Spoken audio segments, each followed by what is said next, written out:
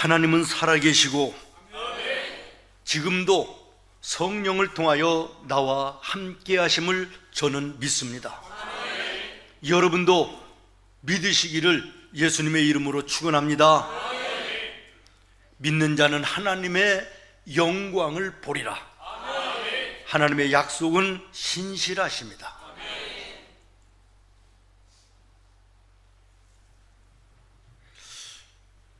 설교 서두에 사람들의 이름을 쭉 얘기해서 그런데 여러분 한번 아시는 분이 있는지 찾아보세요. 배용준, 최지우, 고요태, 부활, 장동건, 이병헌, 송준기, 김래원, 고수, 유지태, 하지원, 송담비, 유나, 한채연, 한철이. 아시는 분들 계세요?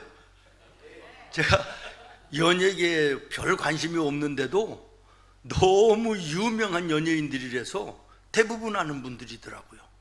제가 어제 설교 원고를 마무리해 놓고 거실에 나와서 이렇게 앉아 있다가 자주 보는 새롭게 하소서 간증 프로를 이렇게 틀었어요. 그랬더니 정주호라고 하는 트레이너가 나오더라고요. 근데 그 사람 이름 앞에 수식어가 뭐냐면 1세대 스타 헬스 트레이너 이렇게 나와요. 이분이 지금 얘기했던 그 유명한 연예인들 모두를 전부 다 운동을 통해서 몸을 만들고 나갔던 그런 사람들이라 그러네요. 이를테면 이 사람이 우리 대한민국에서 트레이너로는 뭐 아주 굉장한 이름을 가지고 있는 분이다, 그런 얘기죠. 근데 이분 어린 시절의 얘기를 들어보니까 참 불우했더라고요. 가난하기도 가난하고 먹고 살기도 힘든데 아버지가 얼마나 폭력이 심한지 어머니를 때리는 것은 물론이거니와 어린 자기와 동생도 있는데 술만 마시면 들어와서 다 때려 부시고 심지어는 막 칼을 휘두르는데 엄마와 동생의 배를 막 이렇게 스쳐 지나갈 정도로 굉장한, 그래서 동네에서 도저히 창피해서 살 수가 없어가지고 조금 있다가 이사를 한 30여 번 한 것 같다, 이런 얘기를 하더라고요. 그래서 어렸을 때부터 마음속에 품은 것이 내가 저 아버지를 죽이고야 만다, 내가 언젠가 칼로 심장에 칼을 꽂고 나는 교도소를 가면 되지, 뭐 이런 마음, 분노 속에서 살았대요. 이러면서 성장을 했으니 얼마나 그랬겠습니까?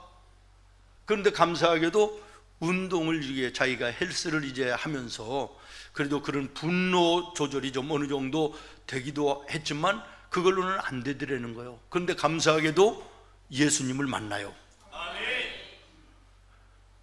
은혜를 받고 나니까 너무 감사한데, 그래서 어느 기도원에서 하는 영성 수련회에 참석을 했대요. 3일간 그 금식하면서 이제 기도하는데, 첫날 기도하는데 성령이 마음속에 그런 마음을 주시더라는 거예요. 비워라.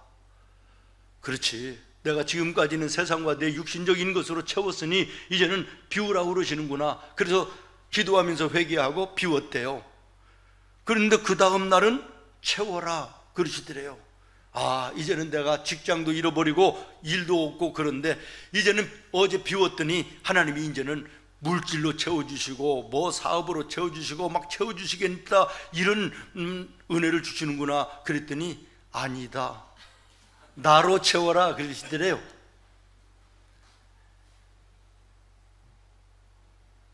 그리고 이제 그 다음 날 마지막 3일째 되는데 나누라 그러시더래요. 아니, 가지고 있는 게 있어야지 나누지. 그래가지고 이제 집에 돌아왔는데 TV 들었더니 저 시골에 어느 아주머니가 있는데 176kg가 나가는 아줌마가 있대요. 상상돼요? 176kg. 그래서 이게 정상이 아니잖아요. 병이잖아요. 그래서 이제 가정도 파탄나고 엉망진창이 된 이런 집을 보여주는데, 그렇다. 내가 나누어줄 것이 돈도 없고 다른 건 없지만 내가 운동을 했으니까 저분을 내가 좀 도울 수 있지 않겠냐. 그래가지고 찾아갔대요. 그런데 오고 가는 거리가 5시간. 근데 어디냐면 강원도 저 연천 있잖아요. 저 연천에 가서도 또 시골 집에까지 가려면 한참 걸어가야 된대요. 근데 이 아줌마가 만나줄 리가 없죠. 세상에 마음이 딱 다쳐가지고 누구도 만나주지 않는 거예요. 그래서 그 다음날 또 찾아갔대요. 7달을 찾아갔대요. 와, 대단하지 않아요? 은혜 받으면 그런 것 같아. 7달을 찾아갔더니 겨우 만나서 이제 마음을 열고 이야기하고, 그리고 같이 기도하고 돕고 싶다. 이래서 이제 운동을 하기 시작을 하는데요. 시골에 무슨 뭐 운동 헬스기구가 어디 있어요? 그 마당에 있는 돌멩이 갖다가 들었다 놨다 하고, 배추 가지고 공 하는 것처럼 위에 올라가서 무 갖고 아령하고 국 끓여 먹고 1년을 그렇게 했대요. 1년을 그렇게 아줌마하고 운동을 했대요. 근데 놀랍게 1년 만에 64kg 됐다는 거예요. 64kg가 빠진 게 아니라 110kg가 빠지고 64kg, 나 숫자 이거 괜히 얘기했지. 110kg가 빠졌대요. 그러니 그 인생이 달라지고 집 나갔던 딸도 돌아오고 가정이 회복되고 이것이 알려지면서 유명하게 됐을 거 아니에요? 그러니까 이 앞에 얘기한 연예인 같은 사람들이 지금 그 뒤에도 뭐 끝이 없더만요. 계속해서. 참 놀라운 일이잖아요.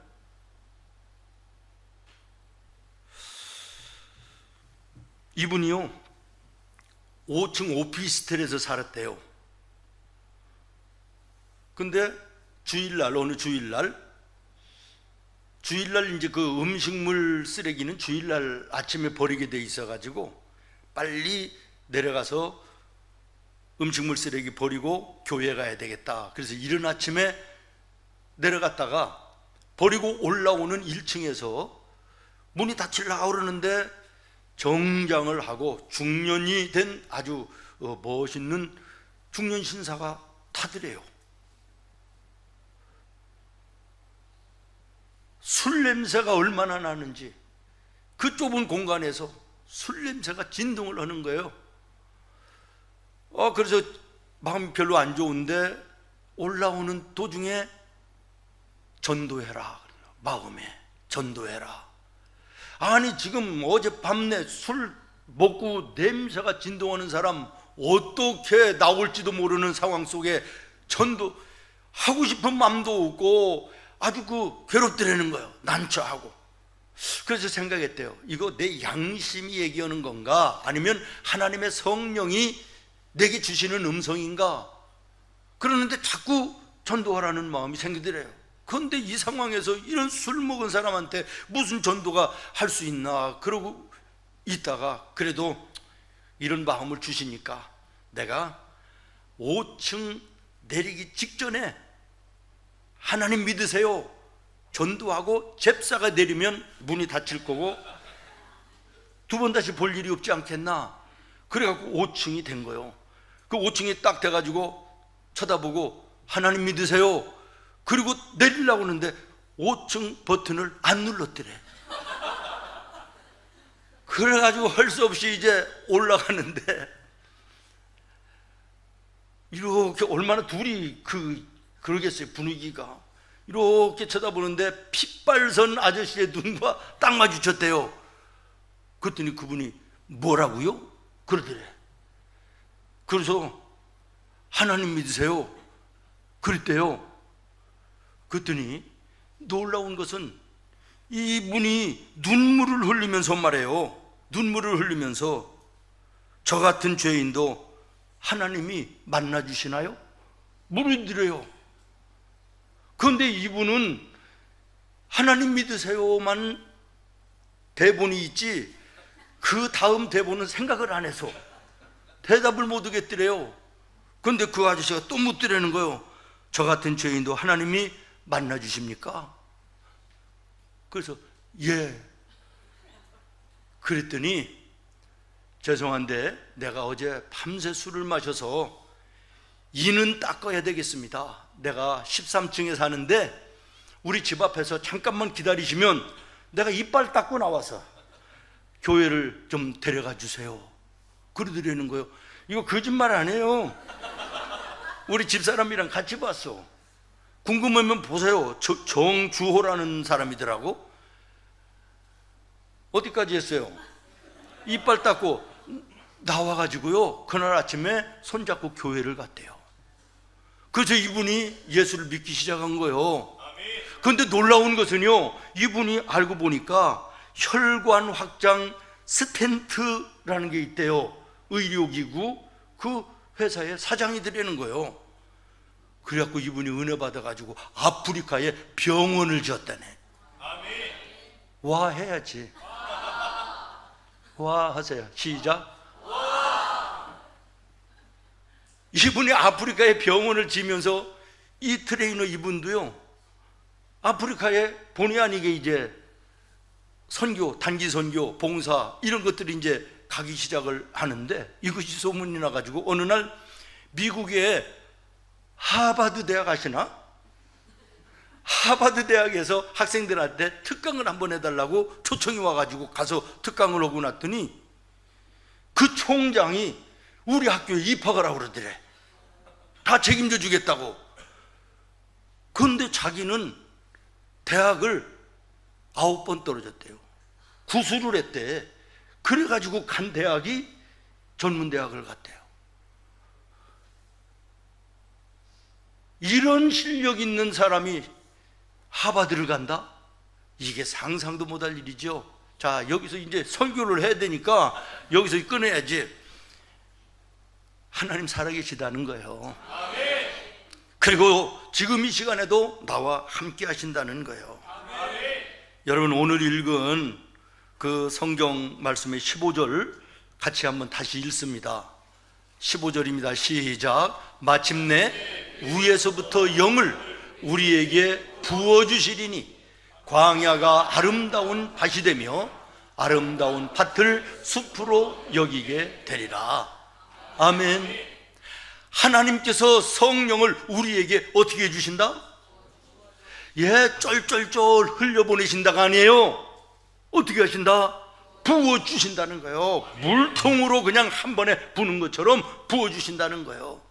그래서 광야 같은 인생이, 황무지 같은 인생이 꽃밭처럼 바뀌어지는 놀라운 역사가 일어날 것이고, 모든 사람들이 그 밭을 보면서 아름다워 감탄할 것이다, 이런 말씀이에요. 여러분, 지금 이스라엘 백성들은요, 광야 같은 인생을 살고 있습니다.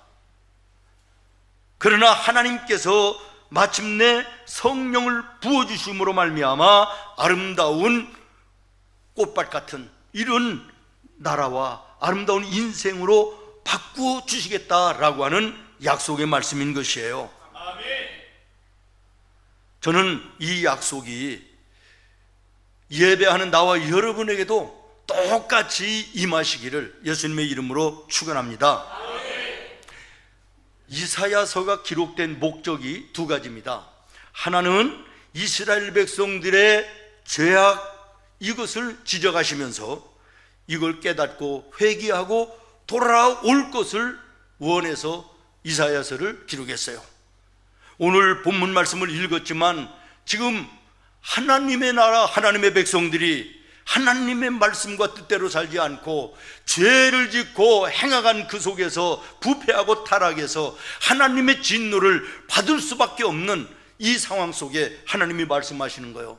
이것으로 인하여 여인들아, 남자들이나 다른 사람들은 몰라도 마지막 희망이요 보루인 여인들, 너희들마저도 게으르고 영적으로 둔감하여져서 내 뜻을 모르느냐? 멀리 가지 않아서 너의 나라가 쑥대밭이 될 것인데 깨어 회개하라는 거예요. 그리고 돌아오면 내가 너의 나라와 너에게 광야가 변하여 꽃밭이 되게 하는 은혜를, 성령을 부어주셔서 만들어주시겠다라고 하는 거 아닙니까? 두 번째 목적은 장차 오실 메시아 예수 그리스도를 통해서 하나님의 구원이 마침내 이 땅에 이루어질 것이라고 하는 것을 알려주시기 위해서 이사야서가 기록되어진 것입니다. 사랑하는 여러분, 말씀드린 것처럼 이스라엘의 지금의 상태는 하나님의 택한 나라요 백성임에도 불구하고 범죄하고 죄악을 저질러 돌이킬 수 없는 하나님의 심판을 면할 수 없는 상황까지 이르는 절박한 속에 이르게 됐다는 거예요. 저는 이 말씀을 묵상하면서 이것이 비단 이스라엘과 백성들에게 있는 것이 아니라 오늘 이 나라, 나와 여러분에게도 똑같은 말씀이라고 저는 생각이 됐습니다. 하나님께서 우리나라 이 대한민국을 어떻게 사랑하시고 여기까지 인도하여 주셨습니까? 나와 여러분을 세상의 많은 사람들 중에서 구별하여 택하시고 불러주시고 예수 믿게 하시고 구원받게 하시고 하나님의 자녀가 되는 놀라운 은혜를 하나님 허락해 주시지 않았습니까? 그러므로 오늘 우리는 본문의 말씀을 통하여 이 나라를 바라봐야 되겠습니다. 내 자신을 살펴야 되겠습니다. 그리고 하나님 앞에 바로 서는 은혜의 시간이 되어야 되겠습니다. 여러분, 하루하루가 내가 원하고 바라고 계획하는 대로 되는 사람이 과연 몇 명이나 될까요? 그렇게 되면 한번 멋있는 삶을, 인생을 한번 살아볼 것인데 세상이 그렇지 않지 않습니까? 저 같아도 새벽마다 하나님 앞에, 하나님, 오늘은 여기저기 우리 성도들에게서 소식이 들려올 때 무더운 여름날 아이스 아메리카노 같은 시원한 얼음 냉수 같은 소식들 좀 오게 해주십시오 그러는데 오는 소식들을 보면 정반대의 소식들, 그래서 답답하고 힘들고 어렵고 이런 경우들이 얼마나 많이 있는지 몰라요. 그럼에도 불구하고 꿋꿋이 인내하고 이기며 나가는 것은 오늘 본문의 15절 같은 하나님의 약속의 말씀이 있기 때문인 것입니다. 여러분, 15절 다시 보겠습니다. 마침내 위에서부터 성령을 우리에게 쏟아부어 주시리니 광야가 아름다운 밭이 될 것이며 아름다운 밭을 모든 사람들이 숲으로 바라보며 감탄하게 되는 이런 역사가 있을 것이다. 얼마나 위로가 되고 소망이 되고 힘이 되는 말씀인지 모르겠습니다. 사랑하는 성도 여러분, 15절 말씀 다시 한번 보세요. 시작이 마침내라고 하는 단어로 시작이 됩니다. 이 마침내라고 하는 뜻은 드디어 결국에는 이라고 하는 부사입니다. 문맥상 부사입니다. 여러분도 아는 것처럼 부사라는 것은 어떤 문장의 앞부분에 놓여서 뒤에 있는 문장을 선명하고 확실하게 도와주는 부사예요. 이게 역할이에요. 그러니까 마침내 결국에는 하나님께서 성령을 보내주셔서 부어주셔서 광야 같은 세상이 꽃밭 같은 황무지가 꽃피는 세상으로 만들어주시겠다는 것을 확실히 하는 것입니다. 분명히 하는 것입니다. 사랑하는 여러분, 오늘 설령 세상이 내가 원하고 계획하고 바라는 대로 되지 않아서 힘들고 어려운 고통 속에 있을지라도 마침내, 아멘, 드디어 결국에는 하나님이 함께 하심으로 성령을 도와주심으로 모든 것이 합력하여 아름답게 하시고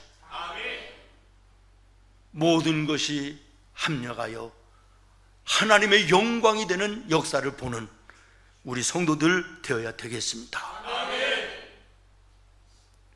아까 일부 예배 나오기 바로 전에 예배를 나오려고 준비하고 옷을 입고 있는데 우리 집사람이 목걸이를 하고 내 앞에 와서 여보, 이 목걸이를 이렇게 하는 게 좋은가, 이렇게 하는 게 좋은가 물어보더라고요. 그래서 내가 처음에 한 것은 조금 야하게 보이고, 두 번째 한 것이 내가는 볼 때는 좀 괜찮게 보인다. 진주 목걸이를 그 전에 누가 선물을 해줬는데 안 하고 있다가 한번 오늘 해보려고 그러는데요. 그래서 내가 나중에 좋아 보인다고 그랬더니, 아이고 사모님이 진주 목걸이를 2개씩이나 했네, 누가 그럴까봐 좀 걱정이 된다고 그래요. 네, 참 그래서 감사하다. 오늘 설교에 진주 얘기가 나오는데 우리 집사람이 그걸 알고 진주 얘기를 하는구나. 성령은 하나라, 부부는 일심동체라, 하나님의 은혜 감사하다 이랬는데, 진주에 대해서요 제가 놀라운 것을 알았어요. 저는 조개 속에 모래알갱이가 들어가면 모두 다 진주가 되는 줄 알았거든요. 그런데 그렇지 않대요. 조개에 의해서 자기가 선택을 한다는 거예요. 내가 이 들어온 모래를 내가 고통 속에, 아픔 속에 분비물로 내가 이것을 감싸 안을 건가, 아니면 아프니까 그냥 놔둘 건가, 조개가 선택을 한다는 거예요. 그래가지고 고통과 아픔이 있어도요, 이 라카라고 하는 분비물, 생명의 즙이라고 그러더라고요. 이것을 계속해서 고통 가운데 분비해가지고 모래알갱이를 쌓고 싸면 이것이 진주가 된다는 거예요. 근데 놀라운 것은 아프다고 이것을 그대로 방치하는 순간에 이것 때문에 조개는 썩어서 죽게 된다는 거예요. 여러분, 우리의 인생 속에 크고 작은 모래알갱이 같은 고난과 아픔과 힘들과 그리고 절망스러운 문제들이 내 삶에 찾아옵니다.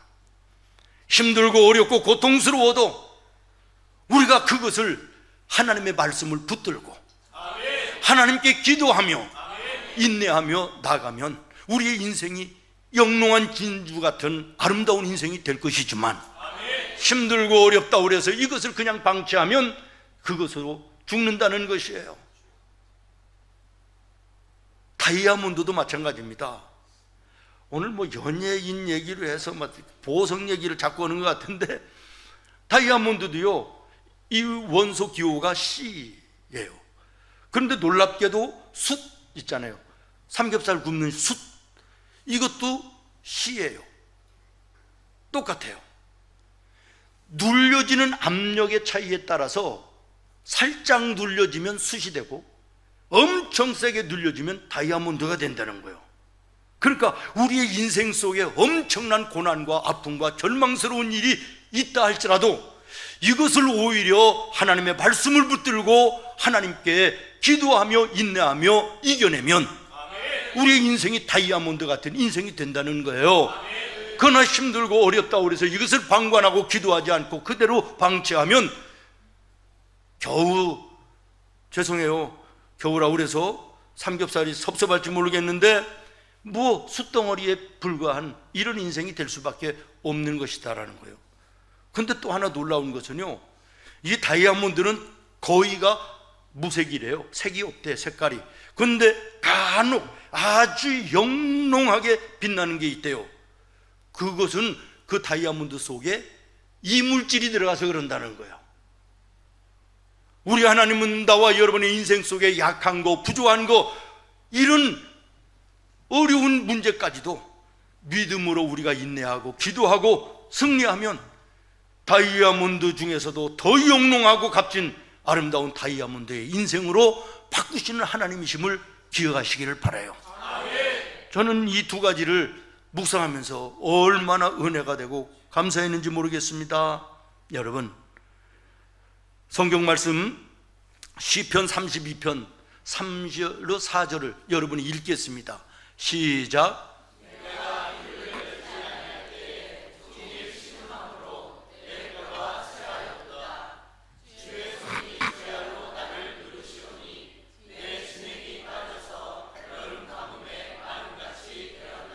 아멘. 얼마나 이 다윗이 고통스럽고 아프고 힘들고 절망스러웠는지, 짓누르는 그 짓누름의 짐이 뼈가 상하게 하고 심령이 찢어지는 이런 아픔, 고통이 있었다라고 하는 것이에요. 그래서 여름 가뭄에 메마른 것처럼 내 영혼이 정말 내 진액이 다 빠져나갈 것 같은 괴로움과 고통이었다는 거예요. 그러나 여러분, 다윗이 이것으로 인생이 실패했습니까? 아닙니다. 그 가운데서도 전능하신 하나님을 바라봤습니다. 하나님의 약속의 말씀을 붙들고 기도했습니다. 인내했습니다. 왕 중에 왕이 된 줄로 믿으시기를 바랍니다. 우리가 잘 아는 고난과 고통의 대명사 욥이 욥기서 23장 10절에 이렇게 얘기합니다. 그러나 내가 가는 길을 하나님이 아시나니 하나님이 나를 단련하신 후에는 내가 순금같이 되어 나오리라. 아멘. 고난이 내게 왔으나, 절망이 내게 왔으나 주저앉지 않고 하나님께 기도하며 말씀 붙들고 승리했더니 하나님의 영광을 보게 되었다, 그런 얘기 아니겠습니까? 이사야서 45장 3절 말씀에 보니까 이런 말씀이 있어요. 여러분 읽겠습니다. 시작. 내게 흑암 중에 보화와 은밀한 곳에 숨은 재물을 주어 너희가 내가 이스라엘의 하나님인 것을 너희로 알게 하려 함이라. 여러분, 흑암 중에도 보화가 있다는 거예요. 우리의 인생의 어려운 환난과 고통 속에도 하나님이 숨겨놓으신 보화가 있다는 거예요. 이것을 찾는 자가 복된 자 아니겠습니까? 여러분, 보화는 어떻게 해야 돼요? 캐내야 되는 거예요. 보화는 길거리에 굴러다니는 돌멩이 같지 않습니다. 깊이 묻혀있는 거요, 남다른 노력과 땀 흘려 수고함 있는 자만이 얻을 수 있는 보석인 거예요. 오늘 인생의 어려움 속에 힘들고 어렵지만 좌절하고 낭망하지 않고 하나님 앞에 무릎 꿇고 말씀을 붙들고 기도하며 인내하는 자들에게 주시는 은혜가 바로 이와 같이 광야가 변하여 꽃밭이 되게 하시는 은혜를 주시는 것입니다. 하나님이 말씀하십니다. 너에게 흑암이 왔느냐? 다시 말하면 너희 인생에 어려움이 왔냐? 고통이 왔느냐? 절망스러운 문제가 왔느냐? 오늘 이 시간 나와 여러분에게 물으십니다. 그리고 말씀하십니다. 내 말을 붙들고 기도하라. 기도의 꽃괭이로 응답을 파라고 말합니다. 오늘 이 말씀을 영의 귀를 열어 들으시기를 바랍니다. 보석은 아무에게나 주어지는 것이 아닙니다. 길거리의 돌멩이가 아닙니다. 파내야 되는 것입니다. 수고와 애씀이 있어야 되는 것입니다. 오늘 나와 여러분의 삶에 하나님의 영광을 보기를 원하면, 광야 같은 인생길이 꽃밭 같은 인생으로 바뀌어지는 놀라운 은혜와 복을 누리기를 원하면 힘들고 어려워도 말씀을 붙드시기 바랍니다. 십자가를 붙드시기 바랍니다. 그리고 하나님 앞에 무릎 꿇어 기도하시기 바랍니다. 하나님 응답하여 주실 것입니다. 아이고 목사님, 너무 힘들고 어려우면요 기도도 안 나와요. 맞습니다. 그렇습니다. 저도 이런 경험들 참 많습니다. 정말 힘들고 어려우면요 입조차 열려지지를 않아요. 기도가 안 돼요. 그러면 저는 방법이 있습니다. 여기를 찾아오는 거예요. 아무도 없을 때 강대상 뒤 내 자리 찾아와서 대자로 눕는 거예요. 29년 전에 여기에 이사 왔을 때 그때 그 모습으로 저는 가끔 눕습니다. 하나님, 기도도 안 되고 하나님 왜 이러십니까? 왜 자꾸만 어려움을 주십니까? 이게 웬일입니까? 나는 모르겠습니다. 하나님이 하십시오. 하나님의 교회 하나님의 것인데 하나님이 알아서 하셔야지, 뭐 이러면서 이제 널브러져 있어요. 그러면 하나님께서 붙들어 주시는 거예요. 아멘. 기도 안 나옵니다. 그래서 하나님이 이러한 우리를 도와주시기 위해서 오늘 말씀을 다시 한번 보십시오. 어떻게 하신다고 말씀하시는지 15절입니다. 어디로부터? 위에서부터. 여러분, 성령은 세상으로부터 옆에서 오는 게 아니에요. 사람에게서부터 오는 것이 아니에요. 하나님으로부터 온다는 거예요. 위로부터 오신다는 거예요. 아멘. 우리에게 부어주시는데 그냥 아낌없이 쏟아 부어주신다는 거예요. 그러면 성령이 우리를 구체적으로 어떻게 도와주시나? 이것을 로마서 8장 26절이 말합니다. 시작. 이와 같이 성령도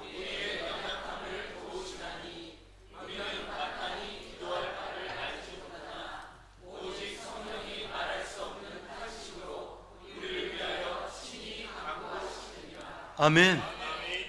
너무 힘들고 어려워서요, 기도조차 안 나와도, 그러나 하나님을 바라보고 주여 부르면 내 속에 성령께서 나를 대신하여 말할 수 없는 탄식으로 울면서 하나님께 대신해서 기도해 주신다는 거예요. 그리고 하나님이 응답해 주신다는 거예요. 사랑하는 여러분, 오늘 육신적으로 질병 속에 고통당하고 있습니까? 영적으로도 힘들고 곤고해서 지쳐 있습니까? 경제적으로 앞이 보이지 않아 사업적으로 절망스러워 고통 속에 있는 분이 계십니까? 그래서 기도조차 나오지 않는 이런 상황에 한숨만 쉬는 성도들이 계십니까? 그러나 위로받으시기를 바랍니다. 하나님의 성령이 나를 대신하여 하나님께 기도해 주신다고 했습니다. 그리고 그 들으시는 하나님이 응답해 주실 것입니다. 경험자는 압니다. 나는 마음만 준비했는데 하나님이 채워주시는 거예요. 아멘. 어린애가 울면요, 다른 사람들은 몰라요. 아버지조차도 몰라요. 아파서 우는지 배고파서 우는지 짜증나서 우는지 몰라요. 그러나 엄마는 알아요. 왜 아파서 왜 우는지를 아는 거예요. 우리가 112를 돌리면 응급차가 달려와요. 119를 누르면 소방차가 달려와요. 이것처럼 우리가 기도할 수 없어서 그냥 주여만 불러도 하나님 달려오시는 거예요. 성령으로 달려오셔서 우리를 위하여 대신하여 기도해 주시고 들으신 하나님이 응답하시는 은혜를 베풀어 주시는 것입니다. 마지막으로 하나님은 우리의 모든 일에 성령을 통하여 따라해요. 간섭하신다. 뭘 하신다? 나를 대신하여 기도해 주실 뿐만 아니라 나의 크고 작은 좋고 나쁜 모든 일에 관여하여 간섭하셔서 결국에는 아름답게 하시고 결국에는 선을 이루시는 놀라운 은혜를 베풀어 주시는 것입니다. 사랑하는 여러분, 하나님이 나를 부르셨음을 믿으십니까? 다시 묻습니다. 하나님이 나를 부르셨음을 믿습니까? 그러면 여러분 믿으시기를 바랍니다. 하나님의 부르심에는 실수함이 없습니다. 복음성가 가사에 보니까 이런 가사가 있어요. 하나님의 부르심에는 후회하심이 없네. 하나님의 부르심에는 결코 실수가 없네. 나를 부르신 하나님의 신실하심을 나는 믿네. 날 부르신 뜻 내 생각보다 크고 날 향하신 계획 나의 지혜로 측량 못하나 가장 좋은 길로 가장 완전한 길로 오늘도 나를 이끄심을 믿네. 얼마나 은혜로운 찬양입니까? 시간 되면 저녁이든지 한번 다 같이 불렀으면 좋겠습니다. 사랑하는 성도 여러분, 오늘 혹시 인생 속에 어려운 성도 있습니까? 창세기 47장을 보십시오. 요셉은 어느 환경 속에서도 하나님을 바라는 이 믿음이 변하지 않습니다. 하나님의 약속을 붙드는 손에 힘이 빠지지 않습니다. 형통한 날에도 그랬습니다. 억울한 일을 당하고 감옥에 가고 노예로 팔려가는 그 상황 속에서도 그 믿음은 변함이 없었습니다. 마침내 하나님 그를 감옥에서 건져내시고 자기 나라도 아닌 애굽 땅의 국무총리가 되게 하시는 놀라운 은혜를 베풀어 주시는 것입니다. 그러므로 여러분, 오늘 여러분의 상황과 환경이 낙심될 일이고 힘든 일이라 할지라도 절대로 절망하지 마시기 바랍니다. 믿음의 소망을 하나님께 두시기를 바랍니다. 하나님의 말씀을 붙들고 매달려 기도하시기를 바랍니다. 하나님의 영광을 보여주실 것입니다. 주신 말씀을 생각하면서 찬송가 620장, 제가 오늘 주보에 찬송가를 바꿨습니다. 620장입니다. 찬송가 620장 주신 말씀을 생각하면서 여러분 자리에서 일어나셔서 다 함께 자리에서 일어나서